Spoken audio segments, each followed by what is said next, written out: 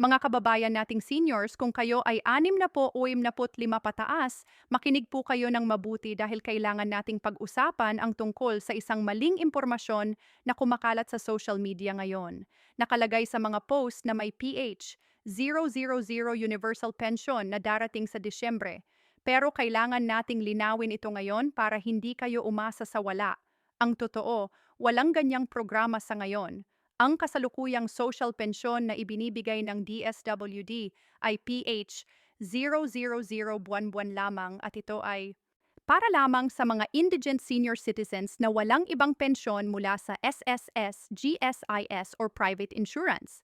Nakakainis ba kapag may mga kumakalat na fake news na nagpapasa ng pag-asa sa ating mga matatanda? Pero huwag kayong mag-alala dahil sa video na ito, tutulungan ko kayong maintindihan kung ano talaga ang totoo. Magkano ang pwede ninyong makuha? Kailan ang payout? At paano ninyo mame-maximize ang inyong retirement benefits? Maraming seniors ang nalilito dahil sa mga balitang ito at ang masama pa, baka malamangan kayo or mapalayas sa listahan ng beneficiaries dahil sa maling information. Kaya dito sa usapang ito, magiging clear tayo. Walang paligoy-ligoy, straight to the point para alam ninyo kung ano ang dapat ninyong gawin at ano ang dapat ninyong asahan. Ngayon, pag-usapan natin kung ano ba talaga ang available na pensyon para sa ating mga seniors ngayong 2024 at papasok na 2025. Una, mayroon tayong Social Pension for Indigent Senior Citizens or SPISC na pinapatupad ng DSWD. Ito ay PH 000 buwan-buwan pero tandaan, hindi ito para sa lahat ng seniors. Kailangan kayong ma-qualify bilang indigent. Ibig sabihin, walang regular na income, walang pensyon mula sa SSS o GSIS o private company, walang regular na suporta mula sa pamilya, at kailangan din na kayo ay frail, sickly o may disability. Maraming seniors ang akala nila automatic na makakakuha sila nito, pero mali yan. Kailangan kayong pumasok sa master list ng barangay ninyo at kailangan na validated kayo ng DSWD. Ang payout schedule naman ay naging mas flexible na ngayong 2024. Pwede na kayong makatanggap monthly by monthly or quarterly depende sa arrangement ng inyong local government unit. Dati kasi semestral ang payout, pero ngayong dahil sa memorandum circular ng DSWD Secretary, pwede na ang mas frequent na payout para mas mabilis ninyong magamit ang pera sa inyong pang-araw-araw na gastusin. Ang pangalawa, kung kayo naman ay may SSS or GSIS pension, iba po ang sistema ninyo.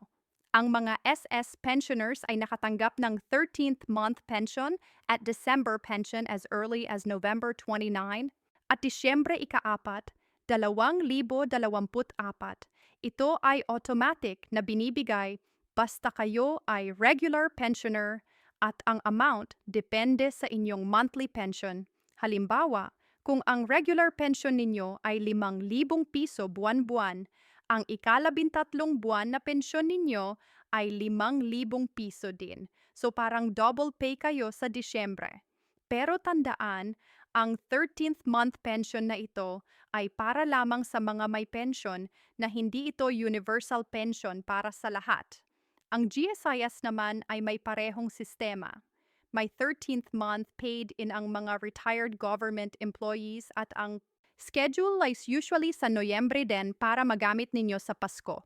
Pero ang importante dito, kung kayo ay SSS o GSIS pensioner, hindi kayo pwedeng makatanggap ng SPISC dahil sa batas, ang SPISC ay para lamang sa mga walang ibang pensyon. Ito ang malaking pagkakaiba na kailangan nating maintindihan.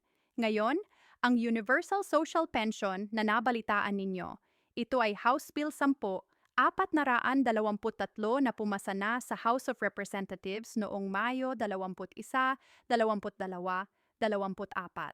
Ang layunin ng bill na ito ay bigyan ng pensyon ang lahat ng senior citizens, hindi lang ang mga indigent. Sa ilalim ng bill na ito, ang mga non-indigent seniors ay makakatanggap ng buwanan sa simula at tataas ito ng PH every year hanggang maabot ang PH 000 sa loob ng 5 taon. Pero ang problema hanggang ngayon, nakabitin pa rin ito sa Senado. Kahit 6,000 seniors ang nagtipon sa Senado noong Enero, 2005 para hilingin ang pagpasa ng batas, wala pa ring aksyon. Ang bill na ito ay nasa Senado na simula pa Mayo 2024, pero 8 buwan na ang lumipas, wala pa ring final decision, kaya mga kababay, huwag sayong umasa na may darating na universal pension ngayong Disyembre o kahit kailan sa susunod na buwan. Ang reality ay kailangan pa ng mas maraming taon bago ito maging batas. At kahit maging batas man ang implementation ay hindi instant. Kailangan ng budget allocation, kailangan ng implementing rules and regulations, kailangan ng registration system. So realistic na timeline, kahit approved ngayong 2025, ang actual payout ay 2026 pa or 2027. Pero huwag naman tayong mawalan ng pag-asa. May mga konkretong hakbang na pwede ninyong gawin ngayon para siguruhing nakukuha ninyo ang lahat ng benefits na karapat-dapat sa inyo. Una, kung kayo ay indigent at wala pang SISC, puntahan ang barangay ninyo at magtanong sa Office of Senior Citizens Affairs o OSCA. Magdala kayo ng valid ID, birth certificate, at SSS No Record Certification. Kung wala kayong SSS contributions, kailangan ninyong ma-validate na wala kayong ibang income or pension. Ang proseso ay simple lang. Fill up ng form, assessment ng OSCA, validation ng DSWD, field office at pagkatapos ay ilalabas ang inyong pangalan sa master list. Ang mahalagang reminder dito, check ninyo ang master list na nakapost sa barangay every Enero at yo. Minsan kasi may mga seniors na bigla na lang nawawala sa listahan dahil sa technicalities, kaya kailangan ninyong bantayan ito regularly. Pangalawa, para sa mga may SSS o GSIS pension, siguruhing updated ang inyong contact details at banking information.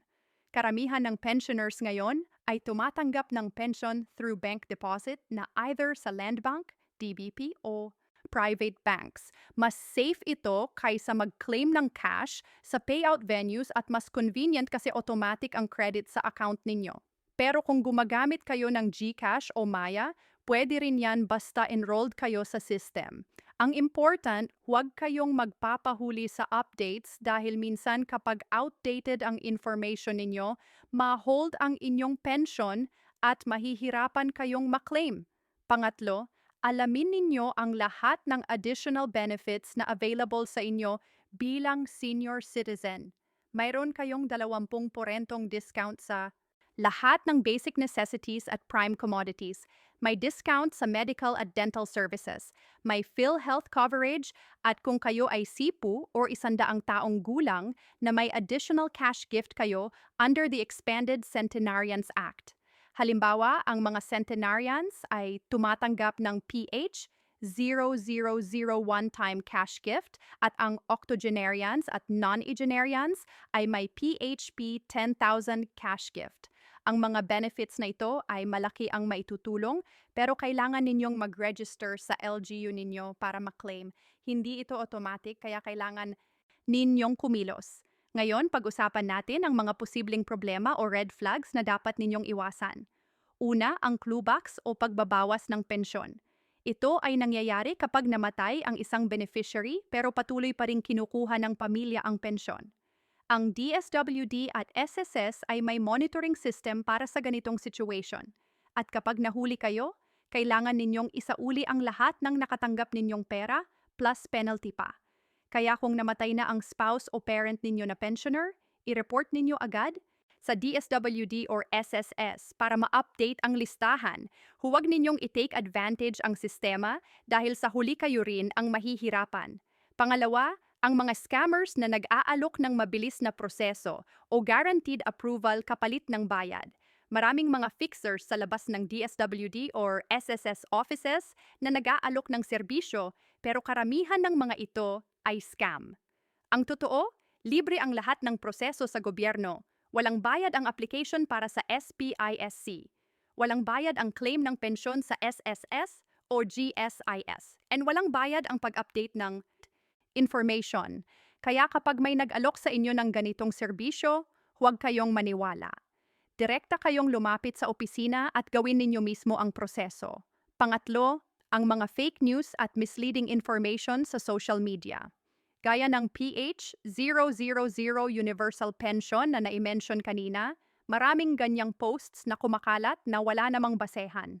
Ang problema dito, maraming seniors ang naniniwalang totoo at nag-aabang ng payout na hindi naman darating. Kaya ang advice ko, always verify ang information mula sa official sources. Pumunta sa DSWD website, sa SSS website o tumawag sa hotline nila. Huwag kayong maniwala agad sa mga Facebook posts or YouTube videos na walang kredibilidad. Pag-usapan din natin ang tax implications ng pensyon. Ang magandang balita, ang SS at GSIS pensions ay tax-exempt. Ibig sabihin, walang withholding tax sa inyong monthly pension at ang PH1000 SPISC ay exempt din sa tax. Pero kung kayo ay may ibang income source bukod sa pension, halimbawa, may rental income kayo or may business kayo, ang income na yon ay taxable pa rin. Maraming seniors ang hindi alam ito at nagugulat kapag may tax assessment na dumating. Kaya, ang importante, kung may additional income kayo, i-declare ninyo ito sa BIR at mag-file ng income tax return annually para iwas problema. Ngayon, bigyan ko kayo ng practical tips para ma-maximize ninyo ang inyong retirement income. Una, kung kayo ay 6 na taong gulang na, pero may SSS contributions pa na kulang para makakwalify ng pension, consider ninyong mag-voluntary. Contribution hanggang maabot ninyo ang required 100 at 20 buwan ng kontribusyon. Ang SSS pension ay guaranteed lifetime income. So kahit gastos muna ngayon, mas mahalaga ang long-term security. Ang computation ng SSS pension ay depende sa inyong average monthly salary credit. And ang total contributions ninyo, so mas mataas ang contributions ninyo, mas mataas din ang pension. Pangalawa, kung kayo ay indigent at qualified sa SPISC, pero may ibang local government programs din sa area ninyo, check ninyo kung pwede kayong mag-apply sa both. Halimbawa, ang Manila City ay nag-aalok ng additional PH000 monthly allowance para sa seniors effective Enero 2,225 on top ng SPISC. So ang total ninyo ay PH2 monthly na. PH000 from DSWD PH000 from city government. Hindi lahat ng LGU ay may ganito, pero maraming cities at municipalities ang nag-aalok ng additional assistance. So check ninyo sa OSCA ninyo. Pangatlo, i-leverage ninyo ang inyong senior citizen discount sa lahat ng transactions. Ang 20% discount ay applicable sa supermarkets, drugstores, restaurants, cinemas, buses at marami pang iba. Halimbawa, kung ang monthly gastos ninyo sa gamot ay 2,000 piso sa 20% discount, makatitipid kayo ng 4 na raw monthly o 4 na raw 8 piso annually. Yan ay malaking amount na pwedeng i-save or gamitin sa ibang necessities. Ang discount card ninyo ay available sa OSCA ng barangay o city hall ninyo at ang application ay libre. Magdala lang kayo ng ID at birth certificate at within a few days makukuha ninyo na ang card. Pag-usapan din natin ang payout strategies. Kung kayo ay tumatanggap ng pension through bank deposit, consider ninyong mag-open ng separate savings account para sa pension ninyo. Ito ay para matrack ninyo ang income at expenses ninyo at para hindi ninyo magastos agad ang buong pensyon sa impulse buying. Ang magandang practice ay percent para sa living expenses, 20% para sa emergency fund at 10% para sa leisure o pasasalamat. Ito ay para may balance kayo sa inyong financial management at hindi kayo mauubos agad ng pera bago dumating ang next pension. Kung kayo naman ay nasa geographically isolated at disadvantaged area sugida at ang payout sa area ninyo ay semestral pa rin dahil sa logistical challenges, ang strategy ninyo ay mag-budget ng PH000 kada buwan kahit lump ang tanggap ninyo. Halimbawa, kung tumatanggap kayo ng 6,000 piso every 6 na buwan, huwag ninyong gastusin agad ang lahat. I-divide ninyo ito sa 6 na buwan at gamitin lang ang 6,000 piso per buwan para sa necessities. Ang natitira, i-keep ninyo safe place o i-deposit ninyo sa bank para secured. Ang isa pang mahalagang tip, kung kayo ay bedridden o hindi na makalabas ng bahay dahil sa sakit o edad, pwede kayong mag-designate ng authorized representative para mag-claim ng pensyon ninyo. Kailangan lang ninyong gumawa ng Special Power of Attorney o SPA at in-authorize ito. Ang SPA template ay available sa OSCA. Ang proseso ay simple lang. I-indicate ninyo doon kung sino ang inyong representative. Pwedeng anak, apo, kapatid o trusted friend at ibigay ninyo sa kanya ang authority na mag-claim ng pension sa inyong behalf. Ang mahalagang reminder dito, piliin ninyong mabuti ang representative ninyo. Maraming cases na ang representative ay hindi na ibinibigay ang buong amount sa senior kaya kailangan ng trust at accountability. Para sa mga seniors na may smartphone or access sa internet, i-download ninyo ang eGov.ph Super A app. Ito ay isang platform kung saan pwede kayong mag-access ng iba't ibang government services kasama na ang information tungkol sa SSS, GSIS at DSWD programs. Sa app na ito, pwede ninyong i-check ang status ng inyong pension. Pwede kayong mag-file ng concerns or complaints at pwede kayong makatanggap ng updates tungkol sa mga bagong programs o changes sa batas. Ang app ay user-friendly naman at may tutorial videos kung paano gamitin. Kung hindi kayo marunong, ask ninyo ang inyong mga apo o kapitbahay na techi. Ngayon, sa mga tanong na madalas ko naririnig mula sa seniors, una, pwede ba akong makatanggap ng SSS pension at SPISC at the same time? Ang sagot ay hindi. Ang SPISC ay para lamang sa mga walang ibang pension. Kung kayo ay SSS pensioner, kahit maliit, lang ang pension ninyo, hindi kayo qualified sa SPISC, pero pwede kayong mag-apply ng iba pang assistance programs na available sa LGU ninyo. Pangalawang tanong, ano ang gagawin ko kung na-delay ang payout ng pension ko? Kung SSS, kayo tumawag sa SSS hotline na 1455 o pumunta sa nearest SSS branch. Kung GSIS naman, tumawag sa 40 o pumunta sa GSIS office. Kung SPISC naman, lumapit sa DSWD field office ninyo o sa OSCA ng barangay. Huwag kayong magpanik kasi madalas ang delay ay dahil sa technical issues lang or late ng fund release from DBM, pero kailangan ninyong mag-follow up para ma-address ang issue. Pangatlong tanong, pwede ba akong mag-waive ng pension kung hindi ko na kailangan sa SPISC? Yes, pwede kayong mag-file ng waiver through the NCSC. Ang unclaimed funds ay babahagi sa mga active beneficiaries sa last quarter ng year. Sa SSS at GSIS naman, walang formal waiver process. Pero pwede kayong mag-stop ng claim temporarily kung gusto ninyo. Pangapat na tanong, ano ang mangyayari sa pensyon ko kapag namatay na ako? Para sa SSS at GSIS, may death benefit na makukuha ng inyong legal heirs, spouse, children, or dependent parents. Ang amount depende sa total contributions ninyo. Para sa SPISC naman, kapag namatay ang beneficiary kahit within the semester, entitled pa rin siya sa full amount ng stipend for that semester at ibibigay ito sa authorized representative. Pero after that, automatically natanggal na sa listahan ang deceased beneficiary. Para sa mga seniors na may concerns tungkol sa Universal Social Pension Bill, ang update as of ngayon ay nasa Senado pa rin ito at wala pang movement. Ang House Bill 10,423 ay pumasa na sa House with 232 affirmative votes noong Mayo 2024. Pero ang Senado ay hindi pa nag-conduct ng hearing or nag-deliberate sa bill. Maraming senators ay busy sa ibang priority legislation kaya ang Universal Social Pension ay naipit sa backlog.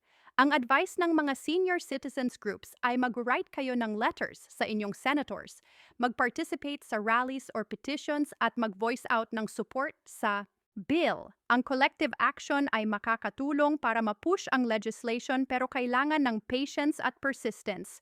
Sa huli, ang mensahe ko sa lahat ng seniors ay simply, huwag kayong maniwala sa mga fake news at maling impormasyon.